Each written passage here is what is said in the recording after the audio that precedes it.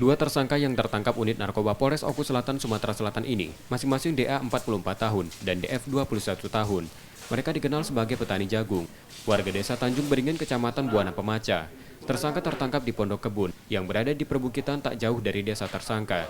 Tertangkapnya tersangka, polisi mendapatkan laporan aktivitas tersangka di Pondok Kebun tersebut. Dari penggeledahan, polisi menyita 10 paket sabu seberat 1,82 gram, uang tunai, timbangan digital, dan 3 bal plastik. Pada polisi, tersangka mengaku mengedarkan narkoba sejak 7 bulan terakhir. Jadi mendapat informasi dari masyarakat desa Tanjung Beringin, kita tim Sat Narkoba langsung melakukan penyelidikan. Jadi setelah dilakukan penyelidikan ke sana, sekitar 1 jam dari bawah itu naik ke atas, dapat di pondok itu ada tersangka si Dodi dengan si Dery, kemudian pondoknya kita geledah, itu ditemukan 10 paket hemat sabu-sabu. Untuk status sendiri tersangka ini, pekerjaannya sehari-hari apa itu, Pak?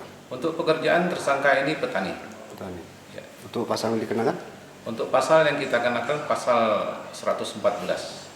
Ancaman hukumannya? Ancaman hukuman paling ringan 5 tahun, paling lama 20 tahun. Polisi masih melakukan pengembangan dari tertangkap dua tersangka tersebut. Sedangkan dua tersangka yang ditangkap ditahan di tahanan Polres Oku Selatan untuk proses hukumnya dan terancam hukuman 5 tahun penjara. Setia Budi, Kompas TV, Ogan Komering Ulu Selatan, Sumatera Selatan.